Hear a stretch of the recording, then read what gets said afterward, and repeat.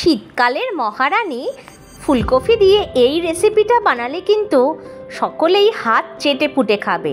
নমস্কার বন্ধুরা, মালয়েশিয়ায় বাঙালিয়ানায় সকলকে স্বাগত জানিয়ে আমি পিয়ালি আজ বানাচ্ছি ফুলকপির বাটার মশলা।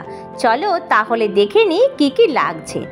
ফুলকপি লাগছে একটা গোটা, সেটাকে ছোট টুকরো করে কেটে নিয়েছি। এবার কড়াইতে দিয়ে দিয়েছি জল, তারপর সামান্য পরিমাণ হলুদ আর নুন দিয়ে ফুলকপিটাকে একটু ভাপ দিয়ে নিতে হবে। যদি কোনো ময়লা থেকে থাকে ফুলকপিতে সেটা যেন বেরিয়ে যায়। একটু নাড়াচাড়া করে দিলাম যাতে ফুলকপিটা সুন্দরভাবে ভাপানো হয়ে যায়। তারপরে কিছুক্ষণের জন্য ঢেকে দিচ্ছি। দেখো ফুলকপিগুলোকে ভাপানো হয়ে গেছে, বেশি কিন্তু নরম আমি করিনি। এবার একটা ছাঁকনির সাহায্যে কিন্তু আমি ছেঁকে নিলাম।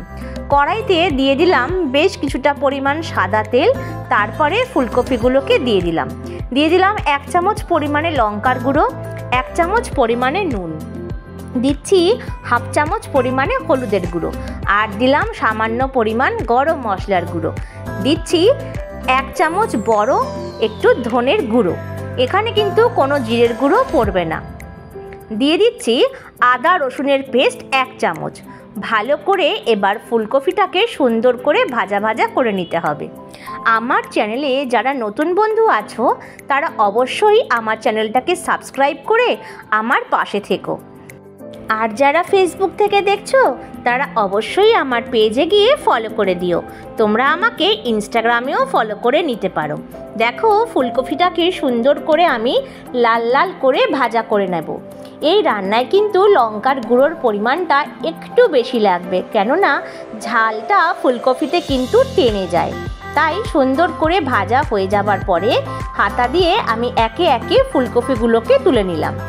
তারপরে সেই কড়াইতেই দিয়ে দিলাম 1 চামচের একটু বেশি পরিমাণ বাটার। তারপরে দিয়ে দিচ্ছি একটা কেটে রাখা আলু।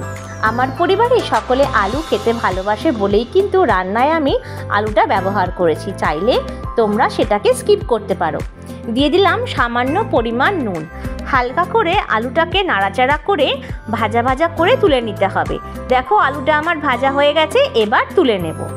এরপরে যে কড়াইতে বাটার ছিল তার মধ্যেই আমি দিয়ে দিচ্ছি 1/2 চামচ পরিমাণে গোটা জিরে, আর দিচ্ছি 2 এলাচ, লবঙ্গ, দারচিনি স্টিক, আর দিচ্ছি একটা স্টার ফুল।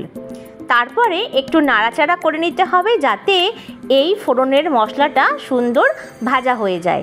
একটু সুন্দর গন্ধ বেরোলে এর মধ্যে একটা বড় সাইজের গোটা পেঁয়াজ কেটে নিয়ে দিয়ে দিলাম। পেঁয়াজগুলোকে একটু বড় কাটলেও কোনো অসুবিধা নেই, কারণ এটাকে আমরা পেস্ট করব। তারপরে পেঁয়াজটাকে এই বাটার আর মশলার সঙ্গে সুন্দর করে নাড়িয়ে চাড়িয়ে ভাজা করে নেব, যাতে পেঁয়াজটা একটু নরম হয় সেই দিকে খেয়াল রাখতে হবে। বেশি কিন্তু পেঁয়াজটাকে আমরা ভাজবো না। নরম হয়ে গেলে এর মধ্যে দিয়ে দিচ্ছি 2 কেটে রাখা টমেটো। একটু মিডিয়াম সাইজের 2খানা টমেটো আমি আগে থেকে কেটে রেখেছিলাম, সেটাই দিয়ে দিচ্ছি। তারপরে অ্যাড করছি 1/2 চামচ পরিমাণ নুন। তারপরে আরও কিছুক্ষণ নাড়িয়ে নিতে হবে। টমেটোটাকে একটু নরম হওয়ার জন্য আমি 2-3 মিনিটের জন্য কড়াইটাকে ঢেকে দিয়েছি। 3 মিনিট পরে আবারও আমি নাড়াচাড়া করে নেব। দেখো এখানে টমেটোটা অনেকটা নরম হয়েছে। আর দিয়ে দিলাম 1.5 চামচ পরিমাণ আদা রসুনের পেস্ট। সেটাকে সুন্দর করে নাড়িয়ে চাড়িয়ে নিচ্ছি যাতে আদা ও রসুনের কাঁচা গন্ধটা একদম চলে যায়, সেই দিকে খেয়াল রাখতে হবে। তারপর দিচ্ছি 1/2 চামচ পরিমাণে হলুদের গুঁড়ো, 1 চামচ পরিমাণে ধনের গুঁড়ো, আর দিচ্ছি 1 চামচ পরিমাণে লঙ্কার গুঁড়ো। এখানে লঙ্কার গুঁড়োর পরিমাণটা একটু বেশি লাগবে। আবারও কিছুক্ষণের জন্য আমি মশলাটাকে ভালো করে কষিয়ে নেব। যদি তোমাদের মনে হয় এই সময় একটু তেল বা বাটারের প্রয়োজন আছে, তোমরা অবশ্যই অ্যাড করতে পারো। দেখো আমার প্রয়োজন হয়নি তাই দেইনি। দেখো সুন্দর করে মশলাটা কিন্তু আমার কষানো হয়ে গেছে।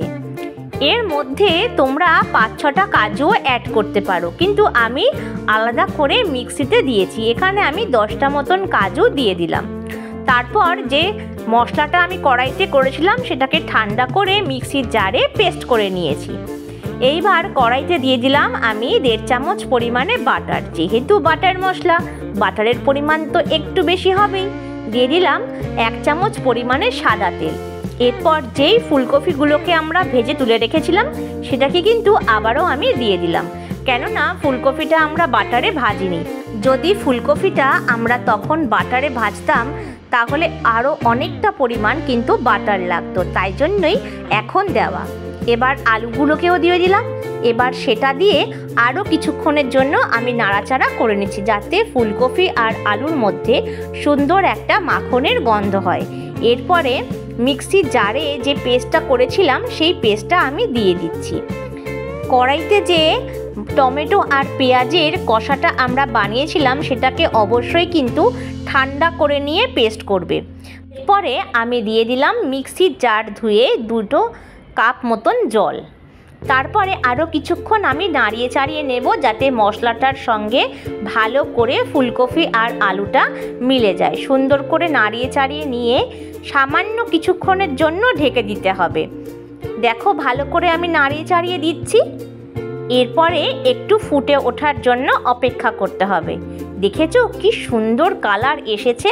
ফুটে উঠলে পরে দিয়ে দিচ্ছি 1 চামচ পরিমাণ কাসুরি মেথি ঘষে, আর দিচ্ছি কিছুটা পরিমাণ ধনেপাতা কুচি।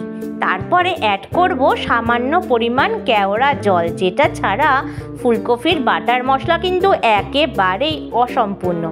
আরও কিছুক্ষণ নাড়িয়ে চাড়িয়ে নিতে হবে, যাতে মশলাটার সঙ্গে কেওড়া জলটা ভালো করে মিশে যায় গ্রেভির মধ্যে, না হলে কিন্তু এই গন্ধটা হবে না। সুন্দর করে নাড়িয়ে চাড়িয়ে নিলে ধনেপাতা আর কেওড়া জলের স্মেলটা একটা সুন্দর স্মেল তৈরি করে। ভালো করে নাড়িয়ে চাড়িয়ে নিচ্ছি। তারপর ফুটে উঠলে পরে দিয়ে দিচ্ছি 1/2 চামচেরও কম সামান্য পরিমাণ বাটার, যাতে বাটারের গন্ধটা ভালো করে রান্নার মধ্যে চলে আসে। ব্যাস, আমাদের ফুলকপির বাটার মশলা কিন্তু একেবারেই রেডি। রুটি, লুচি, পরোটা, ভাত বা জিরা রাইস এর সঙ্গে কিন্তু জাস্ট জমে যাবে। ভিডিওটা ভালো লাগলে লাইক, শেয়ার আর কমেন্টস করতে ভুলো না। আর ফেসবুক থেকে দেখলে আমার পেজটাকে ফলো করে দিও। আমার চ্যানেলের নতুন বন্ধুদের সাবস্ক্রাইব করবার জন্য অনুরোধ রইল। প্রত্যেকে ভালো থেকো।